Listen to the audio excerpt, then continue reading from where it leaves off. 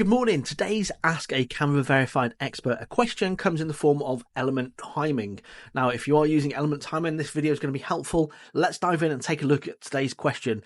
I've got a problem with this new feature as it's really difficult to adjust the individual timings of a group of the same time at the same time. Is there an option to do it the old way by selecting multiple timelines or at the same time and then edit them? Let's dive into Canva and take a look at the element timing and how you can get a little bit more granular. Okay, so what we've got is we've just got a normal kind of like video timeline. I'm going to click on this item here. I'm just going to click on one of the pages.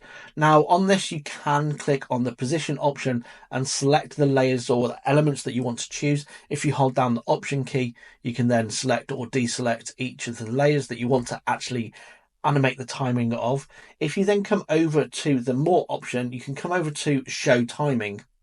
Now this is going to show the timing, and I can see what you mean. You kind of like, if you've got multiple elements on this, it's going to get a little bit more difficult. However, down in the bottom right hand corner down here, you've got either zoom page or zoom on thumbnails. If you click on zoom on thumbnails and whack that all the way up to 500%, you can see you can now get really granular on this and actually change the element timing to any of these if you wanted to. And let's say if you had multiple elements on here, you just come over here to the layers panel and just select on the ones that you want to time the elements of.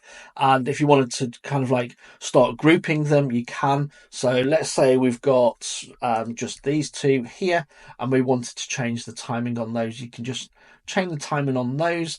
And let's say now we want to change the timing or the element timing on one of the other elements to be the same as the other one. You just click on it and click the option key and add that on there and say, well, actually, I want this timing, element timing, to be the same as this one. So making sure that you've got at least one of the elements selected that you want to match the other elements to.